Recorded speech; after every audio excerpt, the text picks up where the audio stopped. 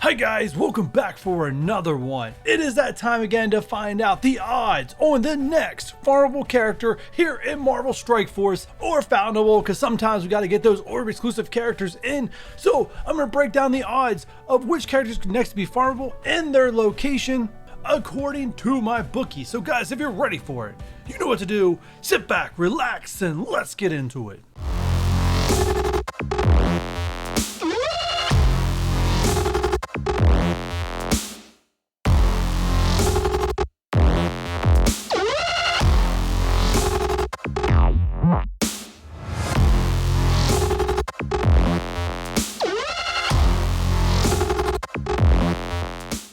Like you guys seen in the intro of this video, I gave a shout out to the Penguin Bucks leaderboard. Yes, this is your ability to be able to place a bet of who the next farmable character is on my Discord, which I will get into later in this video. But currently topping out the leaderboard and still on top is Salvin with 5,700 Penguin Bucks. And at number 2, we have Shy with 3,400 Penguin Bucks. Entering the top 5 once again, Brian Zoe 123 at 3,100 Penguin Bucks.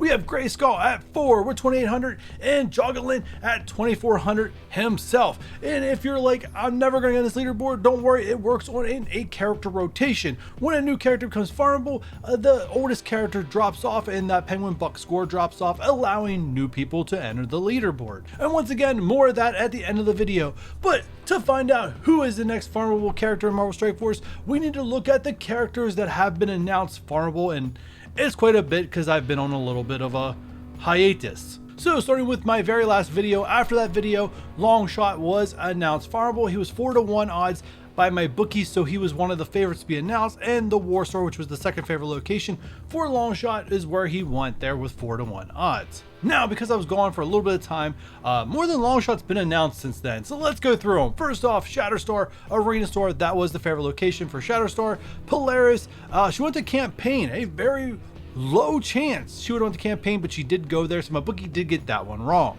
Next up is Iceman. He was 3-1 Campaign, favorite location, he got his favorite location. And then Kestrel became farmable, which was a long shot odd, so this one came a little farmable early in the orb exclusive, which was the favorite location. Another one my bookie got correct. And then Kitty Pryde, 5-1 Raid Stores, third favorite location with 5-1 odds, so there's Kitty Pryde. And then Emma Frost, finally, after almost 1 year, it was 11 days short of being 1 year from the time she was offers were first in the game on August 2nd until the time she was made fountainable in the Milestone Orb, which is one of the more friendlier orbs to farm a character out of, because you can get a ton of that orb pretty quickly if you manage your gold properly. But anyways, no surprise, she went to the favorite location, orb exclusive. Now that we covered all the characters been announced farmable since the last Who's Next video, it is time to take a look at the characters who may be up next and when they were released, to give us a better idea of, you know, who's probably going to be the next farmable character. So let's start this off with Bishop, released February 2nd. So yay, at least we're finally to the point where everyone that is still unfarmable this game was actually released in 2021. Good job. Let's go on. White Tiger, February 19th. Moon Knight, March 1st. Silver Surfer, March 16th. Probably another one that's going to probably be the longest, hopefully not Emma longest, from the time that in the game till being actually a fountainable way of getting the shards. Calling Wing, May 6th. Misty Knight, May 17th. Farmable, June 2nd. Moon Dragon, June 9th. And finally, we have Sharon Carter, July 7th. Sam Wilson, Captain America, July 14th. And Maria Hill, possibly being released a little bit after I record this video. If not, probably sometime this week. Well, actually, it definitely will be sometime this week. I just don't have an official date yet.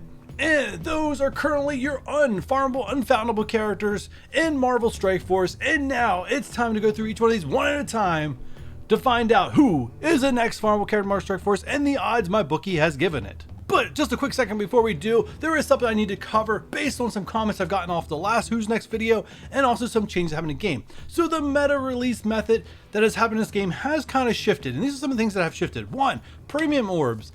Characters are being rotated out a little bit quicker than what they used to be. It used to be 2 years.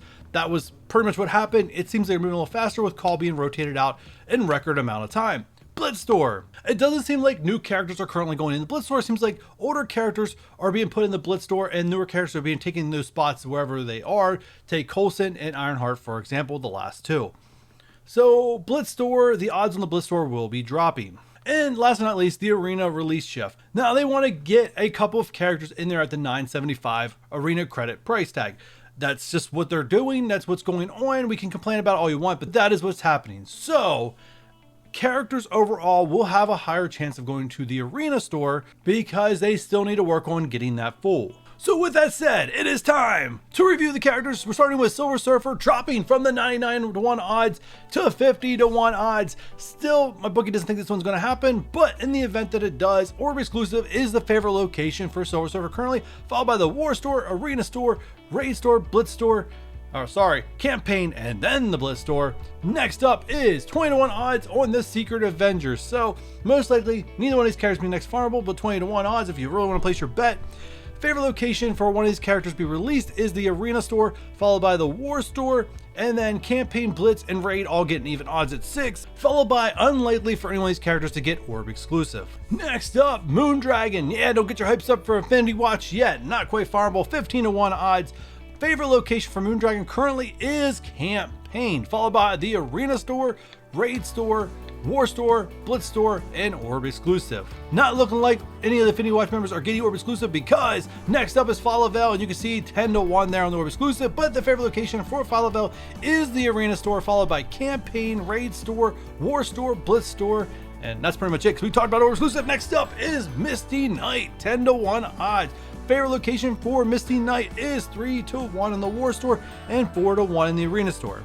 And I do have something to say about the War Store here in a little bit, but I want to get to the next character first. So the Campaign's 5-1, Raid Store 7-1, Blitz Store 8-1, and Orb exclusive not happening 10-1.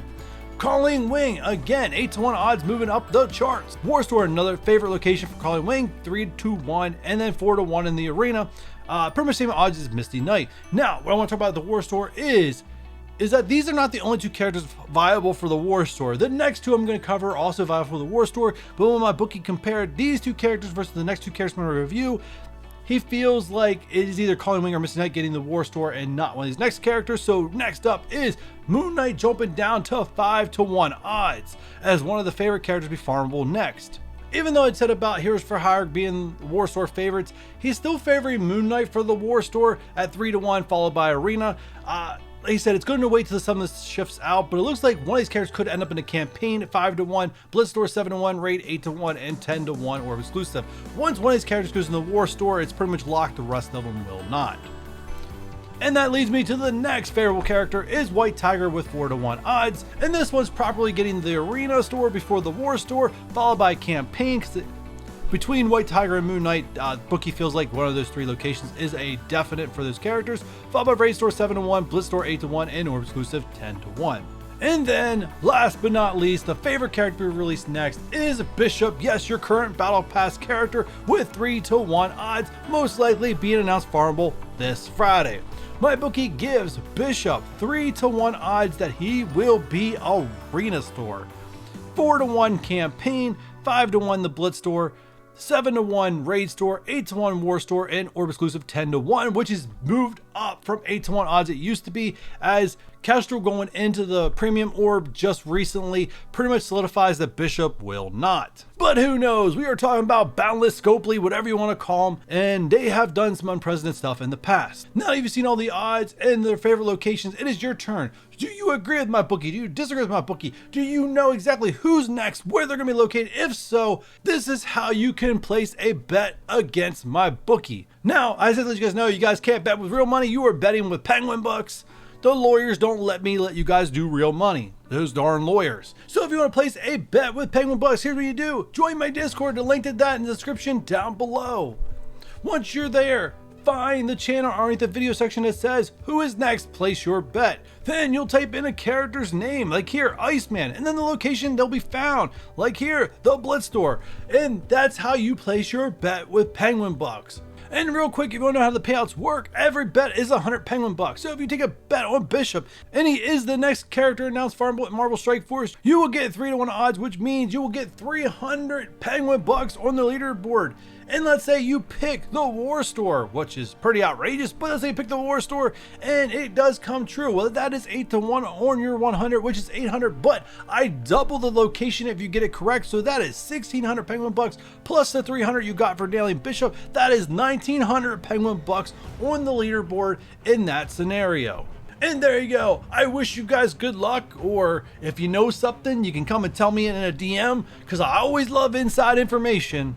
But there you go, those are the next possible farmable characters with Marvel Strike Force. If you guys enjoy this video, do me a huge favor, hit that thumbs up. If you're new here and have not done so already, hit that subscribe button. And if you do not want to miss the next Who's Next video or any other video to my channel, don't forget that notification bell. And with all that said, I'll catch you guys on the next one. Bye.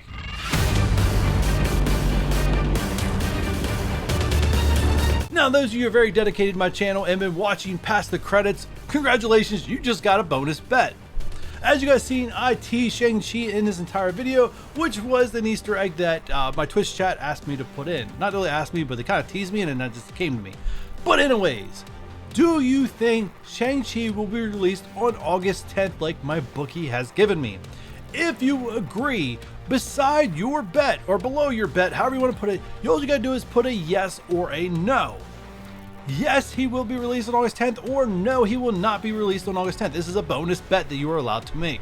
If he is released August 10th in 8-1 odds, you will get 800 penguin bucks on leaderboard. If you answer no and no is correct, you will get 400 penguin bucks on the leaderboard. Good luck, and I'll catch you guys in the next one.